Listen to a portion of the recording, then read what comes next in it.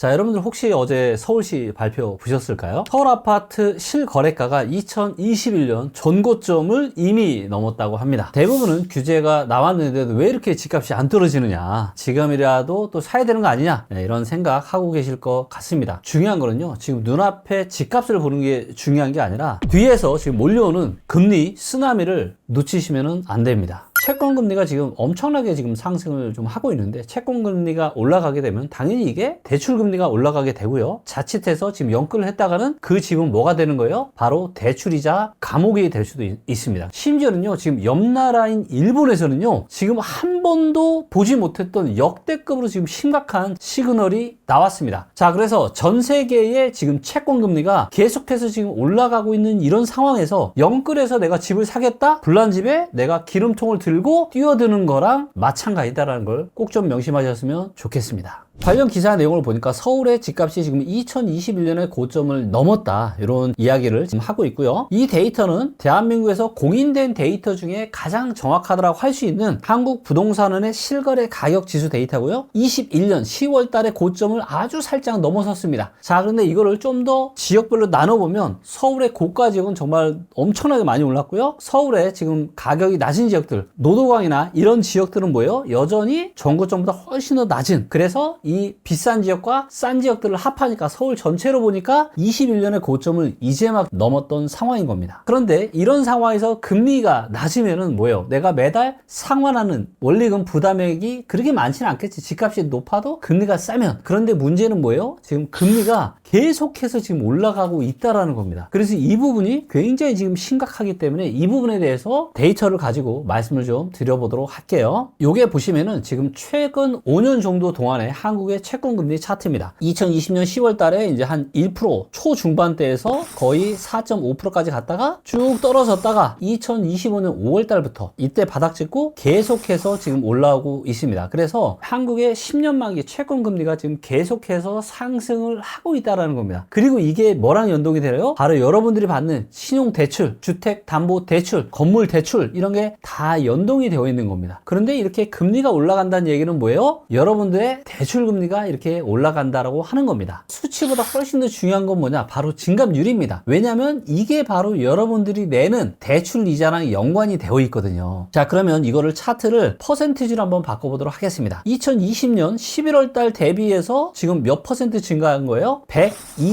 9.78%가 증가한 겁니다. 내가 2020년 연말에 내가 한 달에 신용대출이나 주택담보대출 원리금으로 내가 한 달에 100만원씩 내고 있었다. 근데 5년이 지난 지금 얼마가 되는 거예요? 바로 230만원 정도 되는 겁니다. 왜? 130% 가까이 증가를 했기 때문에. 이게 얼마나 무서운 거예요, 여러분들. 그런데 보통 우리가 5년은 고정으로 이렇게 묶어놓고 5년 이후에 변동이 되는 이런 옵션을 굉장히 선택을 많이 하는데요. 그러다 보니까 2020년과 21년에 연끌하셨던 이런 분들이 지금 만기가 돌아오니까 이런 것들 갚지를 못하고 계속해서 경매로 넘어가고 있는 이런 일들이 벌어지고 있는 겁니다. 그런데요, 이게 이웃나라 일본은요, 정말 무서울 정도로 끔찍합니다. 일본의 10년 만기 채권 금리인데 20년까지도 거의 제로금리였습니다. 제로금리. 자, 근데 지금 얘가 지금 몇 프로까지 올라왔어요? 2.339까지 올라왔습니다. 그리고 최근에 추세가 굉장히 가파르게 올라가고 있는 거 눈에 보이시죠? 자, 이거를요, 퍼센티지로 나누면 어떻게 되는지 아세요? 10,000%가 넘게 올랐습니다. 10,000%면 100배잖아요. 내가 100만원 내던 이자를 1년에 이제 얼마씩 내는 거예요? 1억씩 내는 겁니다. 100배니까. 이거를 제가 너무 무시무시하니까 이거를 최근 3년만 볼게요. 860% 가까이 올랐습니다. 그러면 한 달에 내가 100만원 내던 원리금이 거의 900만원. 버틸 수 있어요, 없어요? 버틸 수 없습니다. 그러면 한국이 이렇게 금리가 올라갈 거냐?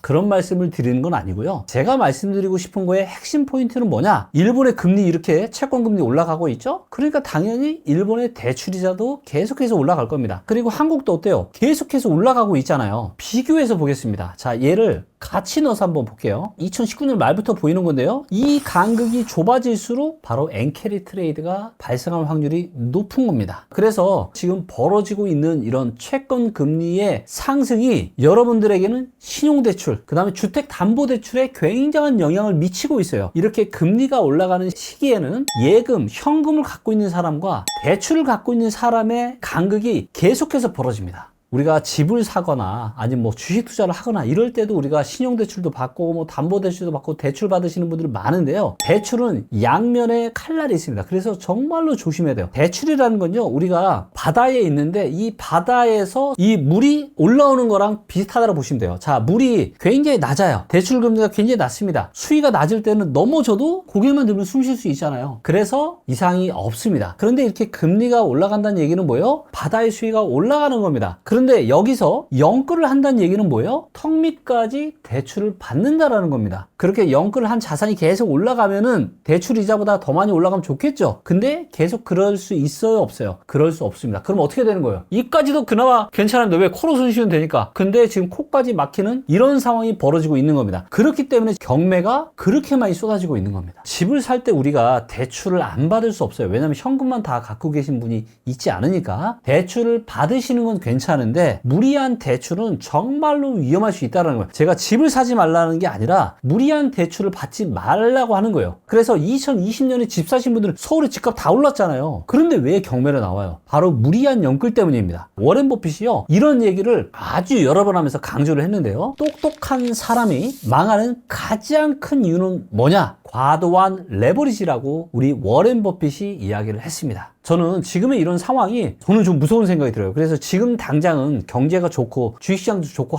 해서 당장은 이상이 없겠지만 만약에 앞으로도 계속해서 이런 추세가 지속이 된다. 일본 채권금리가 계속해서 올라가고 한국 채권금리가 계속 올라가고 그럼 뭐예요? 경제에 상당한 악영향을 미칠 수가 있게 되는 겁니다. 정말 영끌 정말로 조심하시면 너무 좋을 것 같습니다. 정리를 제가 한번 해보면 이제는 무리한 영끌의 시대는 저는 끝나가고 있다. 저물어 가고 있다라고 판단이 듭니다. 그래서 제가 말씀드렸던 게 서울에 일부 고평가된 지역 빼고 서울에도 지금 저평가된 지역들이 좀 있거든요. 상당수의 지방 그리고 일부 수도권 지역은요, 지금 7년 만에 정말로 좋은 매수 기회가 찾아온 거는 틀림이 없어요. 그래서 가급적이면 저는 내 집 마련을 이 시기에 좀 하셨으면 좋겠는데, 근데 지금 채권 금리를 보니까 채권 금리가 계속 올라가고, 그러니까 지금 대출 금리가 지금 계속해서 지금 올라가고 있기 때문에 반드시 대출에 대한 수위를 조절하셨으면 좋겠습니다. 제가 아는 한 대출이 없으신 분은요, 아무도 없는 것 같아요. 뭐 신용대출이 됐건 담보대출이 됐건 대부분의 사람들은 이 대출을 어느 정도는 가지고 있어요. 그런데 오늘 영상에서 제가 채권금리를 말씀드렸는데, 아니 뭐 채권금리 올라가는 거랑 나랑 무슨 상관이 있어? 아주 깊은 상관이 있습니다. 채권금리가 올라가면 우리가 받은 대출의 금리가 올라가요. 그렇기 때문에 지금처럼 채권금리가 올라가는 상황에서는 절대로 무리한 대출 받으시면 안 되고, 대출을 받더라도 기왕이면 변동금리보다는 뭐예요? 고정금리로 받는 게 지금의 상황에서는 훨씬 더 유리할 거다라고 생각을 합니다. 그래서 오늘도 채권금리 데이터에 기반해서 이 대출 상황에 대해서 제가 말씀드렸고요. 앞으로도 데이터에 기반해서 여러분들에게 좋은 정보 꾸준히 전달하는 좋은 채널이 될 수 있도록